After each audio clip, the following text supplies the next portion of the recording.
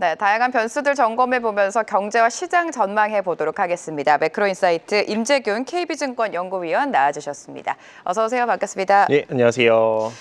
네, 9월 FOMC가 끝났고 금리 인하 사이클에 접어들었다. 추가 금리 인하에 대한 기대감은 큰 상황인데 연준 이사들의 행동을 보면 마이런을 제외하고는 다들 좀 신중한 모습을 보이고 있는 것 같습니다.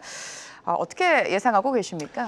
네, 일단은 9월 FOMC 내용을 보면은 25bp 인하를 단행을 했습니다. 실질적으로 시장에서 이미 9월 FOMC에서 25bp 인하를 단행한다는 것들이 반영이 됐기 때문에 사실은 25bp 인하라는 이 사실보다는 향후에 연준이 어떻게 추가 인하 속도를 가져갈지가 더 주목이 됐었는데 연준이 이제 9월 달에 발표한 점도표에 따르면은 연내 2번 인하가 전망이 됐습니다.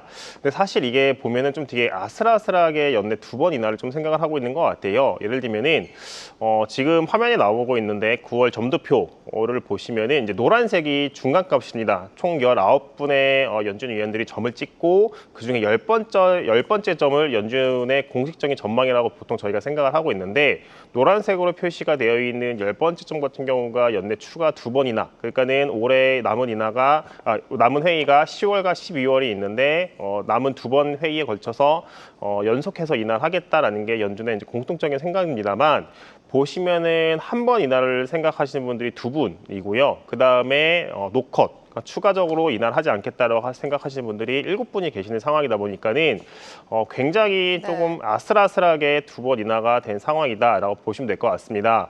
물론 여기 보시면은 맨 밑에 점이 찍혀 있는 3% 밑에 점도 한 분이 있습니다만 이분이 이제 새롭게 이번 9월 FOMC 직전에 연준 이사로 임명이 된 마이란 연준 이사입니다. 트럼프 대통령이 지명을 하고 임명이 된 분인데 이분 같은 경우는 연내 추가적으로 150bp 인하를 하겠다라는 게 이분의 생각인데 파월 연준 의장도 이제 기자회견에서 언급을 했던 게 한 명의 주장이 연준 전체를 바꾸기 위해서는 굉장히 논리가 탄탄해야 된다라고 언급을 했습니다.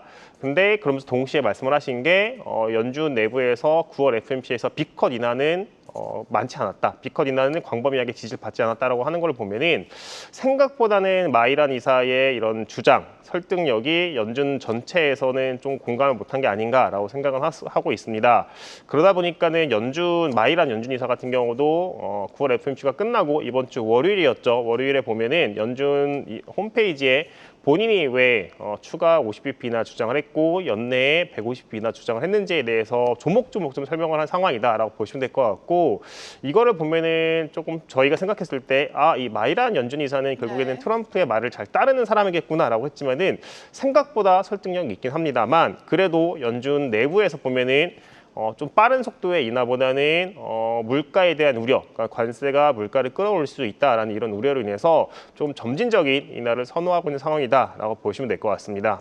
네, 말씀대로 마이런 이사만 B컷을 주장했고 그동안 B컷을 주장했었던 월러와 보우먼도 스몰컷에 좀 지지를 하고 있는 것 같습니다. 앞으로의 금리 방향은 지켜보셔야 될 것 같은데 시장을 보면요. 이럼에도 불구하고 계속해서 미국 증시는 6개월 연속 상승 랠리를 이어가고 있습니다. 이에 파월 의장이 좀 상당히 고평가되어 있다라는 발언을 했고요. 간밤 미증시는 하락으로 마감을 했습니다. 미증시 굉장히 흐름이 좋지 않습니까? 앞으로 어떻게 예상하세요? 일단은 미국 증시 흐름만 보면은 FOMC 날 좀 부진하게 했습니다만 그 이후에 계속해서 상승을 하면서 최고치를 경신을 했습니다. 네, 그러다 보니까는 미국 증시에 대한 기대감, 특히 이제 매년 연말마다 돌아오는 산타랠리에 대한 기대감이 좀 높아졌었는데 전일에 이제 파월 연준 의장이 미국 증시에 대한 고평가에 대해서 좀 언급을 했습니다. 시장의 유동성이 굉장히 풍부하고 금융 상황이 긴축적이지 않다라고 언급을 하면서 고평가 논란을 좀 말을 하다 보니까는 미국 증시 특히 계속해서 좀 상승을 했었던 M7 같은 경우는 조금 고평가 논란 좀 하락을 할 수 있는 차익 실현 기회로 활용될 수 있는 상황이다라고 저희는 충분히 생각을 하고 있습니다만 그럼에도 불구하고 미국 증시의 이 상승을 견인했던 펀더멘탈적으로 봤을 때는 크게 상황은 없는 상황이라고 보고 있거든요. 펀더멘탈적으로 봤을 때 AI라던가 이런 여러 가지 기타 등등 같은 경우가 고평가에도 불구하고 계속해서 좀 펀더멘털이 받친다라고 하면은 미국 증시는 계속해서 좀 상승할 수 있는 모멘텀을 작용할 수 있는 게 아닌가라고 저희는 생각을 하고는 있습니다. 네, 파월이 지급의 금리를 긴축적인 수준이다라고 평가를 했습니다. 금리 인하가 시장의 기대만큼 크지가 않고 비교적 높은 수준을 유지할 때 부작용이 분명히 따를 것 같은데 그 부작용은 어떻게 보세요? 부작용은 나타날 수밖에 없는 상황이라고 저희는 보고는 있습니다. 실제로 최근에 고용 지표를 보면은 고용 지표가 확실히 작년 대비해서 올해 고용자 수 증가하는 숫자 자체가 줄고 있습니다. 그런 것들이 트럼프 대통령의 관세에 따라서 경기가 조금 위축되는 기업들도 관세 영향으로 인해서 고용을 줄이는 부분도 분명히 있겠지만은 지난 몇 년간, 3, 4년간 지속됐던 미국 연준의 굉장히 고강도의 긴축으로 인해서 미국 경제도 이거에 대해서 부담을 느낄 수밖에 없는 상황이다라고 보고 있고요. 이렇게 해서 계속해서 좀 긴축적인 강도가 지속이 된다라고 하면은 사실 미국 증시, 미국 경기도 부담을 느낄 수밖에 없는 상황이지 않을까라고 저는 생각을 하고 있습니다. 특히 미국의 고용 시장을 보면은 팬데믹 이후에 대규모 실업이 있고 나서 사실 대규모 실업 이후에 엄청나게 고용시장이 견고했고 이런 것들이 미국 경제를 굉장히 화랑으로 견인했었는데 이미 미국 고용시장의 초과 수요 상태는 모두 해소가 됐습니다. 지난 7월 기준으로 저희가 이제 보는 게 실업자분의 구인 건수, 그러니까 실업자는 일을 하고 싶어하는 사람이고요. 구인 건수는 기업들이 사람을 뽑는 숫자인 건데 이게 팬데믹 이후에 2배가 넘었었습니다. 그러니까는 실업자 1명당 일자리가 2개씩 있었다라고 보시면 될 것 같은데 이게 지난 7월 달에 0.99배. 그러니까는 이제 실업자 1명당 일자리가 한 개보다 낮게 있는 상황이 나타나고 있는 상황이라고 보시면 될 것 같아요. 그 말인즉슨 과거보다는 실업자들이 신규로 일자리를 찾는 게 좀 어려워지고 있는 게 아닌가라고 저는 생각을 하고 있고 고용시장 같은 경우는 서서히 둔화가 될 수밖에 없다. 이런 것들이 연준이 지난 3, 4년간 굉장히 강하게 긴축을 펼쳤던 결과라고 저희는 보고 있어서 지금처럼 긴축적인 통화정책 상황이 지속이 된다라고 하면은 미국 경기도 부담을 느낄 수밖에 없는 게 아닌가라고 생각을 하고 있고 그렇게 되면은 연준 입장에서도 지금 당장 굉장히 보수적인 인하 그러니까는 시장은 연내 2번 그리고 내년 상반기에 적어도 2번 혹은 그 이상 인하를 생각을 하고 있는데 연준 같은 경우에는 굉장히 속도가 더디게 인하할 것으로 지금 생각을 하고 있거든요. 근데 지금처럼 경기가 악화되는 것들, 고용시장이 특히 둔화되는 것들이 하나하나 확인된다라고 하면은 지금 매파적인 기조를 보이고 있는 연준 위원들도 서서히 도비시하게, 그러니까 비둘기적으로 바뀔 수밖에 없고 그런 것들이 미국 경기라던가 증시를 다시 견인할 수 있는 모멘텀으로 작용할 거라고 저희는 바라보고 있습니다. 네, 지금 여러 가지 경제 상황을 짚어주셨는데 9월에 금리 인하가 단행이 됐죠. 이 질문이 조금 이를 수는 있지만 점도표와 미국의 경기 상황을 반영했을 때 금리 인하 사이클이 언제쯤 종료될 것이라고 보십니까? 저희는 일단은 내년 상반기 말에서 혹은 하반기 초 정도가 되면은 연준의 인하 사이클은 좀 끝날 수 있는 상황이다라고 저희는 보고 있습니다. 그 이유가 일단은 미국의 통화 정책 환경을 보면은 어제 파월 연준의장도 언급을 하셨지만은 지금 긴축적이라고 언급을 하고 있습니다. 긴축적인 강도가 뭐냐라고 하면은 지금 미국 경제가 현재 통화 정책, 즉 미국의 기준금리에 따라서 좀 위축되는 환경을 계속해서 받고 있는 상황이다라고 보시면 될 것 같고 그런 것들이 지금 당장 연준은 물가를 걱정을 하면서 추가 인하에 대해서 조금 굉장히 조심스러운 모습을 보이고 있지만은 이런 긴축의 강도가 몇 년간 누적이 됐고 앞으로 지속될 수 있는 상황이기 때문에 빠르게 인하를 할 수 있는 상황이다라고 보고 있습니다.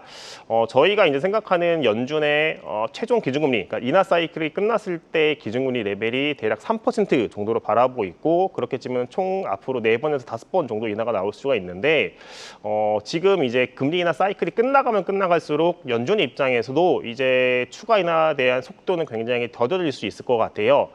지금 같은 경우는 긴축의 강도가 강하기 때문에 10월 그리고 12월 연속해서 인하할 수 있겠지만은 내년으로 가면은 이제 남아있는 인하 횟수가 2번, 최대 3차례까지밖에 없는 상황에서 그 인하 속도는 좀 더뎌지면서 연속 인하가 아니라 분기마다 인하가 되면서 내년 상반기 말에서 내년 하반기 초 정도가 되면은 인하는 끝날 것이다라고 저희는 생각을 하고 있습니다. 네, 내년 상반기 말에서 하반기 초에는 금리 인하 사이클이 종료될 수도 있다 이렇게 예상하고 계십니다. 이번 주 PC 물가가 또 공개가 되죠. 관세발 물가 영향은 일시적이다라는 평가가 있지만 여전히 우려가 있는 상황이고요. 이번 FOMC 경제 전망에서도 내년 물가 전망치가 상향 조정됐습니다. PC 물가 어떻게 예상하세요? PC 같은 경우는 이미 이번 달에 저희가 미국의 소비자 물가와 생산자 물가를 봤기 때문에 사실 크게 변동할 가능성은 많지는 않은 것 같아요. 시장에서 생각을 하고 있는 게 헤드라인, 그러니까 전체 물가 같은 경우는 전월 대비 0.2%, 핵심 같은 경우는 0.3% 증가할 것으로 예상이 되고 있고 거의 이 정도 숫자에 부합하는 시장에 굉장히 좀 서프라이즈를 내기는 굉장히 어려운 환경이다라고 보고는 있습니다. 다만 문제가 이번 달의 PC의 물가보다는 앞으로 다음 달 그리고 그 다음 달에 나오는 물가 데이터가 어떻게 나올지가 되게 중요할 것 같은데요. 파월 연준위원장도 언급을 했던 것처럼 관세에 따라서 상품 부분 같은 경우는 계속해서 좀 가격이 올라갈 수밖에 없을 것 같습니다.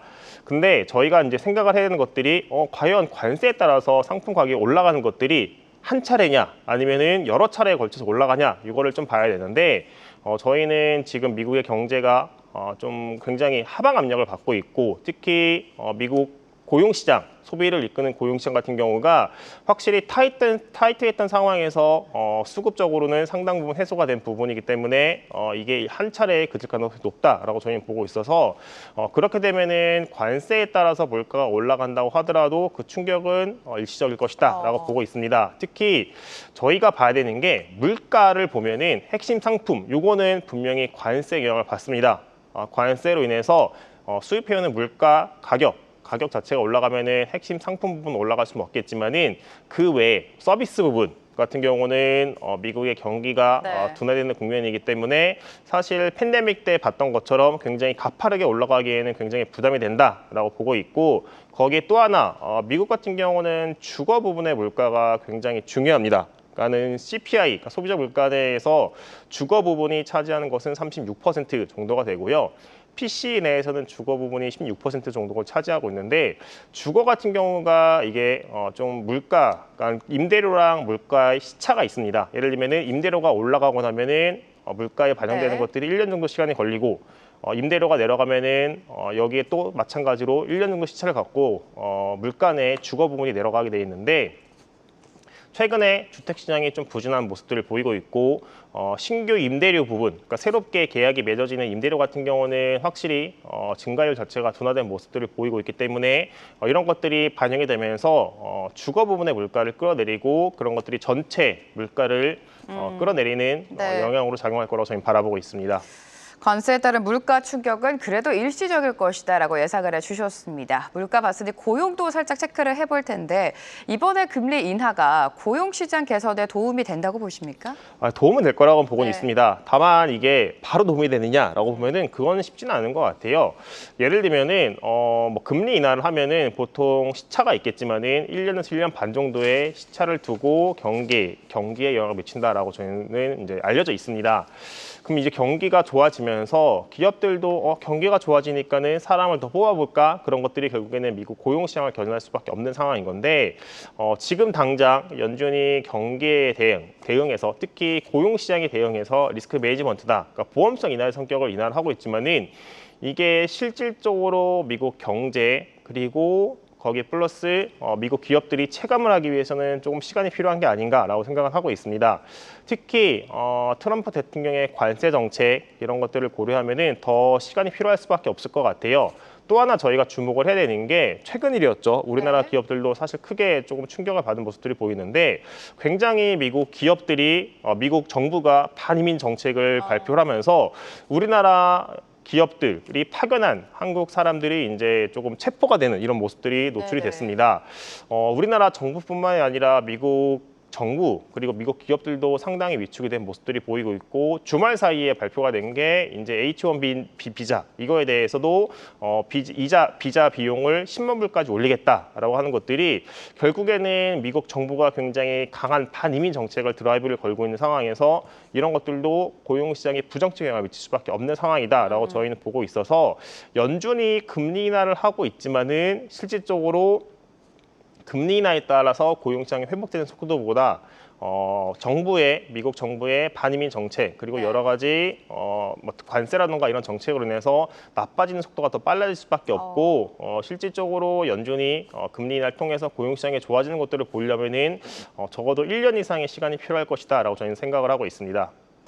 네, 우리 한국은행 금통위도 이야기해 보도록 하겠습니다. 연준이 금리 인하를 단행했기 때문에 10월에 열릴 금통위에서 금리 인하가 좀 기정사실화되고 있는 분위기인데 또 여기서 우려가 부동산 시장 아니겠습니까? 이창경 총재 역시 부동산과 관련해서는 추가 대책이 필요하다라는 발언을 하셨습니다. 어떻게 예상하세요, 금통위? 저희는 10월 금통위, 그러니까 10월 23일, 그러니까 추석 연휴가 끝나고 나면 금통위가 있는데 저희는 그 10월 금통위에서 기준금리 동결을 생각을 하고 있습니다. 동결을요? 네. 네, 연준이 올해 처음으로 9월 FOMC에서 금리 인하를 하면서 우리나라의 뭐랄까요? 통화 정책의 부담감은 확실히 줄긴 했습니다만 이게 한국과 미국의 경제 그리고 통화 정책의 그러니까 인하할 수 있는 여러 개 차이는 확실히 있는 것 같아요. 예를 들면은 연준 같은 경우는 작년 9월, 11월, 12월 인하를 하고 나서 1월부터 8월까지 동결하고 나서 9월 달에 인하를 했습니다. 근데 우리나라 같은 경우에는 작년 10월, 12월, 그리고 2월, 5월에 인하를 했어요. 그러니까 연준이 동결을 하는 동안에 우리나라는 인하를 지속할 수밖에 없었다라고 보시면 될 것 같고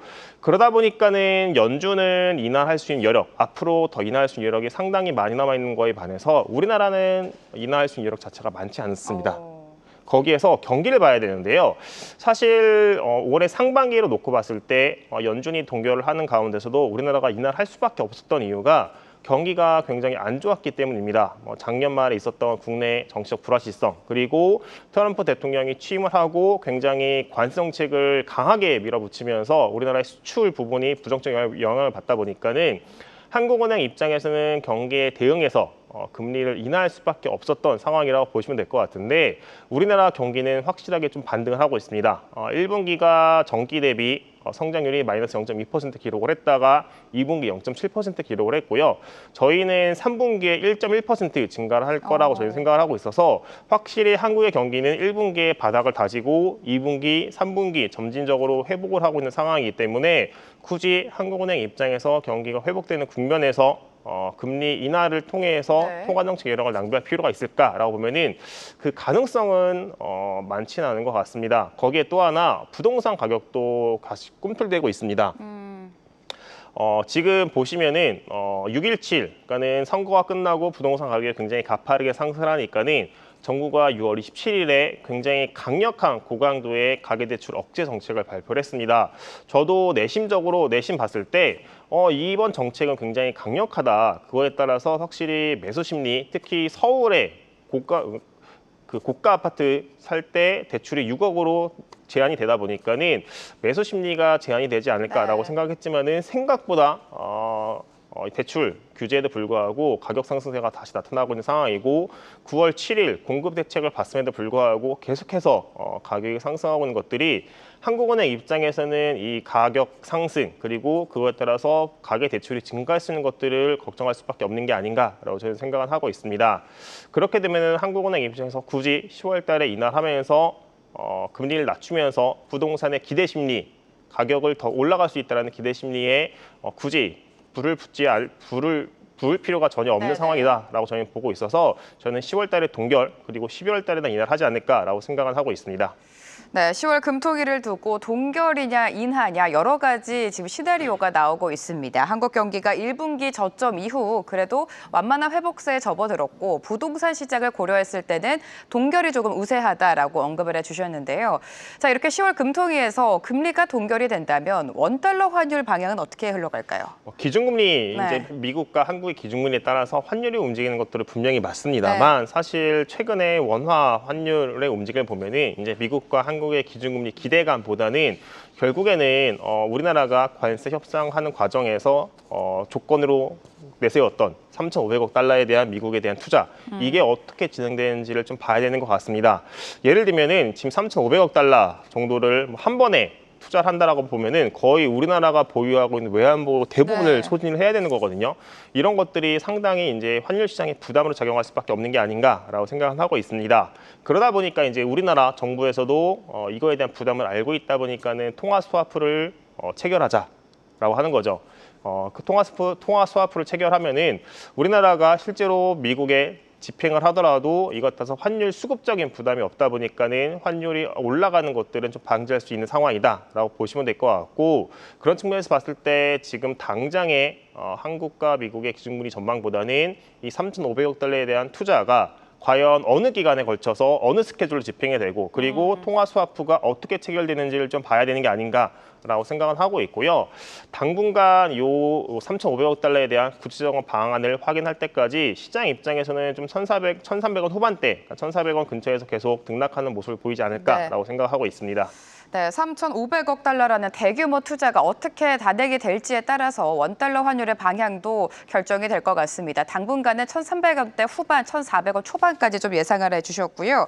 지금 채권 시장에 대한 관심은 상대적으로 줄어들고 있습니다. 국고채 시장 전망은 어떻게 하고 계십니까? 최근에 국고 같은 경우가 좀 상승을 해서 계속 높은 수준에서 유지를 하고 있습니다. 그런 것들이 뭐 우리나라뿐만 아니라 글로벌 재정에 대한 우려가 나오면서 결국에는 공급은 나오는 거에 반해서 이걸 살 수 있는 주체가 별로 없는 거 아니냐라고 하다 보니까는 금리가 올라가는, 결국에는 금리가 올라가면 가격이 싸진다라고 보시면 될 것 같은데, 금리가 올라가서 버티는 상황이다라고 보시면 될 것 같고, 저희는 오히려 지금이 좀 매수할 수 있는 기회다라고 저는 생각을 하고 있습니다. 왜 그러냐면은 저희가 이제 조만간 추석 연휴가 나오는데, 추석 연휴가 시작이 됐는데요. 10월 7일 미국장 종료, 그러니까 10월 8일 아침이 되면은 윅비 반기 리뷰가 발표가 됩니다. 이 윅비 반기 리뷰에서 우리나라 국채가 내년 4월부터 편입이 시작이 된다라는 점들이 확인되면은 지금 시장에서 걱정하고 있는 수급 부담은 상당 부분 완화가 될 것이다라고 보고 있어요. 왜 그러냐면은 WGBI 이 인덱스가 확정이 되면은 이거에 따라서 우리나라에 유입되는 채권 자금, 신규 채권 자금이 80조가 됩니다. 1년 동안에 80조가 들어오는 거기 때문에 지금 시장에서 걱정하고 있는 수급에 대한 부담은 상당 부분 완화가 되고, 오히려 그 이후에는 수급이 수요가 공급보다 많아지는 상황까지 나올 수 있는 상황이다라고 저는 보고 있습니다. 네, 국고채 시장 전망까지 오늘 도와주셨습니다. 매크로인사이트 임재균 KB증권 연구위원과 함께했습니다. 고맙습니다. 계속해서 다양한 경제 이슈를 알고 싶다면 구독과 좋아요, 알림 설정 부탁드립니다. AI 캐스터 권미정이었습니다.